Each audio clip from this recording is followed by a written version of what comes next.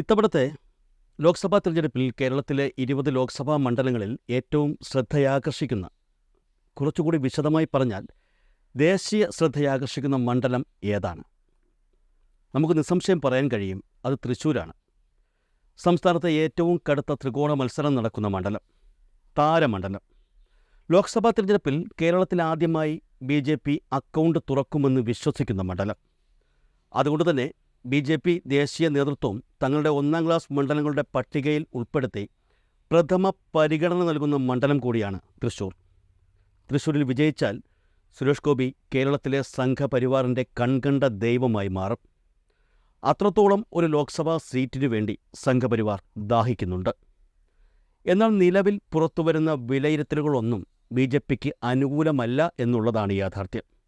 സംസ്ഥാന ഇൻ്റലിജൻസിൻ്റെ റിപ്പോർട്ട് വരെ BJPക്ക് അനുകൂലമായിട്ടല്ല നൽകിയിരിക്കുന്നത്. ഇൻ്റലിജൻസ് റിപ്പോർട്ട് അങ്ങനെയല്ലേ വരൂ എന്ന് പറയാൻ വരട്ടെ. തിരുവനന്തപുരത്ത് BJP സ്ഥാനാർത്ഥി രാജീവ് ചന്ദ്രശേഖർ വിജയിക്കുമെന്ന റിപ്പോർട്ടാണ് ഇൻ്റലിജൻസ് ഇപ്പോൾ നൽകിയിരിക്കുന്നത്.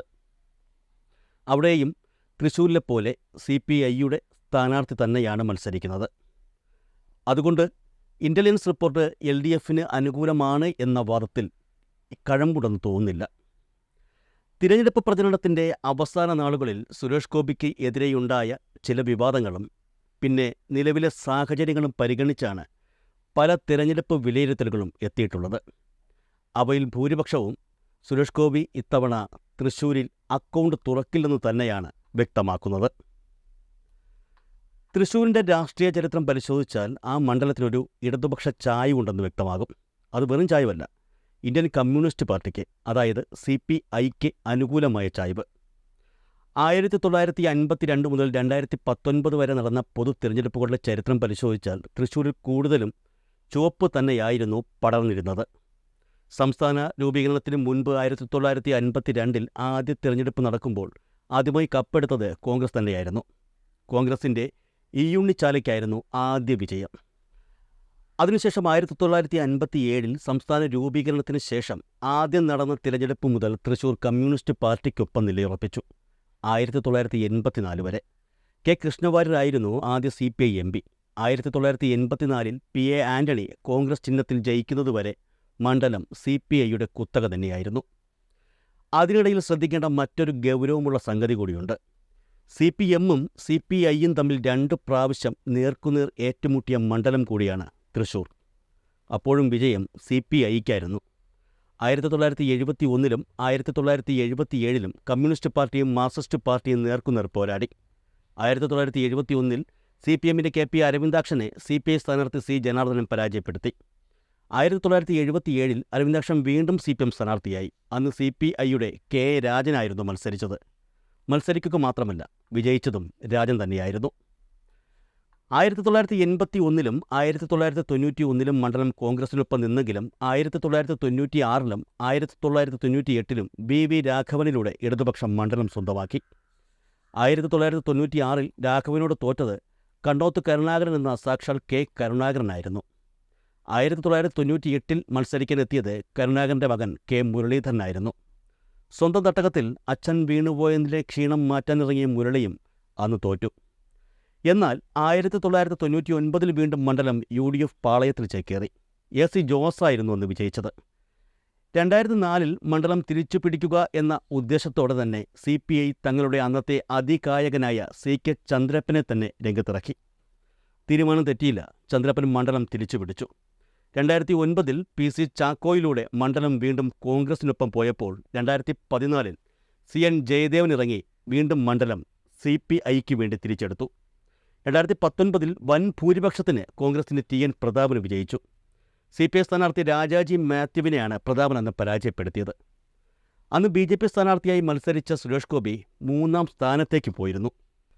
ഇന്നിപ്പോൾ എവിടെ നോക്കിയാലും സുരേഷ് ഗോപി തൃശ്ശൂർ പിടിക്കും എന്ന വാർത്തകൾ മാത്രമേ കേൾക്കുവാനുള്ളൂ. സത്യത്തിൽ എപ്പോൾ മുതലാണ് തൃശ്ശൂരിൽ BJP ഒരു വാർത്തയായി തുടങ്ങിയത്?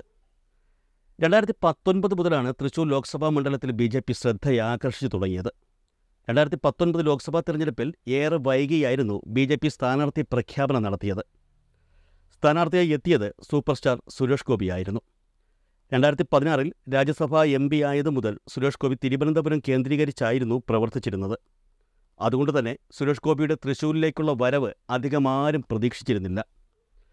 തിരുവനന്തപുരത്തെ UDF സ്ഥാനാർത്ഥിയായ ശശി തരൂരിന് എതിരായി തിരുവനന്തപുരത്ത് തന്നെ സുരേഷ് ഗോപി മത്സരിക്കുമെന്നായിരുന്നു കേരളീയർ, എന്തിന് BJP പ്രവർത്തകർ പോലും കണക്കുകൂട്ടിയിരുന്നത്.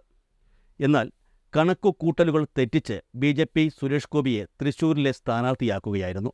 അന്ന് ഇടതുപക്ഷ സ്ഥാനാർത്ഥിയായി എത്തിയത് രാജാജി മാത്യു തോമസ് ആയിരുന്നു. കോൺഗ്രസിൽ നിന്നും TN പ്രതാപൻ മത്സരിക്കാനെത്തി. തൃശ്ശൂർ ലോക്സഭാ മണ്ഡലം ഇത്തവണ തനിക്ക് തന്നെ എന്ന് ഉറപ്പിച്ചുകൊണ്ടുള്ള കാടിളക്കിയുള്ള വരവായിരുന്നു സുരേഷ് ഗോപിയുടേത്. അതിനോടനുബന്ധിച്ച് ആയിരുന്നു ഈ തൃശ്ശൂർ ഞാനിങ്ങെടുക്കുക എന്നുള്ള പ്രഖ്യാപനം. സുരേഷ് ഗോപിയുടെ തിരഞ്ഞെടുപ്പ് പ്രചരണ ജാഥകളിലെ വമ്പൻ ജനപങ്കാളിത്തം BJPയെ ഉന്മാദാവസ്ഥയിലാക്കി. ഇതോടെ തൃശ്ശൂരിൽ ഇത്തവണ താമര വിരിയുമെന്ന് BJP ഉറപ്പിച്ചു. BJP മാത്രമല്ല, പല കേരളീയരും ചെറുതായിട്ട് ഉറപ്പിച്ചു. അന്ന് തിരുവനന്തപുരം കഴിഞ്ഞാൽ ഏറ്റവും കൂടുതൽ ദേശീയ നേതാക്കൾ വന്ന് പ്രചരണം നടത്തിയ മണ്ഡലമായിരുന്നു തൃശ്ശൂർ. എന്നാൽ ഫലം വന്നപ്പോൾ സുരേഷ് ഗോപിയും BJPയും ഞെട്ടിയെന്ന് പറഞ്ഞാൽ പോരാ, ഞെട്ടി വിറച്ചു. 93,633 വോട്ടിന് പ്രതാപൻ വിജയിച്ചെന്ന് പറയുമ്പോൾ മറ്റൊരു കാര്യം കൂടി പറയണം. ഈ കാടിളക്കി തൃശ്ശൂരിൽ മത്സരിക്കാനെത്തിയ സുരേഷ് ഗോപി 3ാം സ്ഥാനത്തേക്ക് പിന്തള്ളപ്പെട്ടു. 4,15,089 വോട്ട് നേടി TN പ്രതാപൻ വിജയിച്ചു. എന്നാൽ BJP ഏറ്റവും കൂടുതൽ അസ്വസ്ഥമാക്കിയത് അതൊന്നുമല്ല. വെറും ദുർബല സ്ഥാനാർത്ഥിയെന്ന് വിലയിരുത്തപ്പെട്ടിട്ടും രാജാജി മാത്യു തോമസ് 2ാം സ്ഥാനത്ത് എത്തി എന്നുള്ളതാണ്.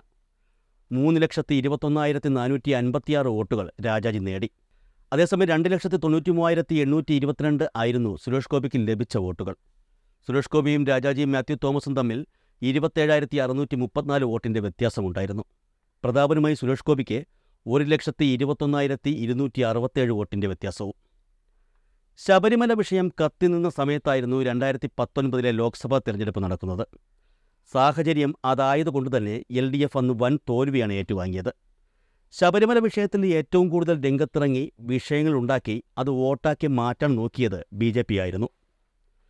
BJP നേതാവായിരുന്ന K. സുരേന്ദ്രൻ ശബരിമലയിൽ കലാപം ഉണ്ടാക്കാൻ ശ്രമിച്ചു എന്ന കുറ്റത്തിന് ജയിലിൽ കിടക്കുകയും പിന്നീട് അതിൻ്റെ പേരിൽ സംസ്ഥാന പ്രസിഡന്റ് ആവുകയും ചെയ്തിരുന്നു.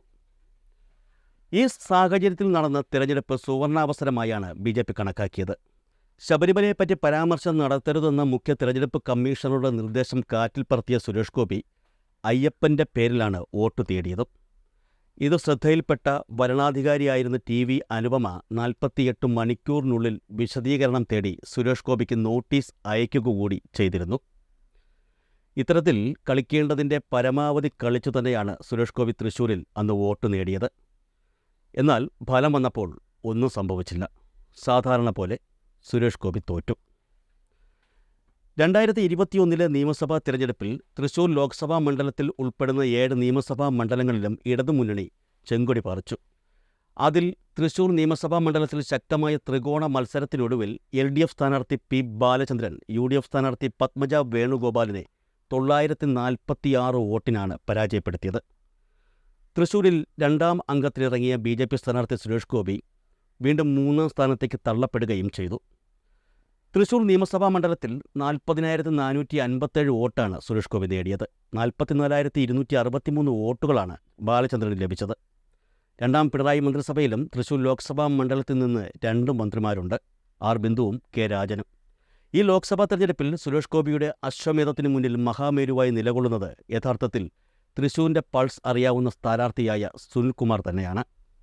2ാം സ്ഥാനം കൊണ്ട് തൃപ്തിപ്പെടാൻ അല്ല സുനിൽകുമാർ സ്ഥാനാർത്ഥിയായിരിക്കുന്നത്. തിരഞ്ഞെടുപ്പിനെ ജീവൻ മരണ പോരാട്ടമായി എടുത്തുകൊണ്ട് തന്നെയാണ് സുനിൽകുമാർ സ്ഥാനാർത്ഥിയായി രംഗത്തിറങ്ങിയിരിക്കുന്നത്. മണ്ഡലത്തിൽ സുപരിചിതനായ സുനിൽകുമാർ ജയവും കൊണ്ട് മാത്രമേ തിരിച്ചു കയറുകയുള്ളൂ എന്ന ദൃഢനിശ്ചയത്തിലുമാണ്. അതേസമയം സുരേഷ് ഗോപിയുടെ സ്വയം സ്ഥാനാർത്ഥി ചമയലിൽ BJPയിൽ നല്ല എതിർപ്പുണ്ട്. പല സംസ്ഥാന നേതാക്കളും ഇക്കാര്യത്തിൽ അതൃപ്തി അറിയിച്ചു കഴിഞ്ഞു. പ്രധാനമന്ത്രി നരേന്ദ്രമോദി നേരിട്ടെത്തിയാണ് സുരേഷ് ഗോപിയെ അനൗദ്യോഗികമായി സ്ഥാനാർത്ഥിയായി പ്രഖ്യാപിച്ചത് എന്നുള്ളതും ലോക്സഭാ തിരഞ്ഞെടുപ്പ് പ്രചരണത്തിന് തുടക്കം കുറിച്ചുകൊണ്ട് മോദി തൃശ്ശൂരിൽ വമ്പൻ റാലി നടത്തിയെന്നുള്ളതും ദേശീയ നേതൃത്വം നേരിട്ടിടപെട്ടാണ് തൃശ്ശൂരിലെ പ്രവർത്തനങ്ങൾ നിയന്ത്രിക്കുന്നതെന്ന് വരുത്തി തീർക്കാൻ സുരേഷ് ഗോപിക്ക് സാധിച്ചിട്ടുണ്ട്. എന്നാൽ അത് എത്രത്തോളം വോട്ടായി മാറുമെന്ന് അറിയില്ല. ഒരു കാര്യം പ്രത്യേകം ഓർക്കുക, തങ്ങളുടെ സ്വന്തം എന്ന് കരുതി അഹംഭവിച്ചിരുന്ന K. കരുണാകരനെയും മുരളീധരനെയും പത്മജയെയും കണ്ണുനീര് കുടിപ്പിച്ച മണ്ഡലം കൂടിയാണ് തൃശ്ശൂർ.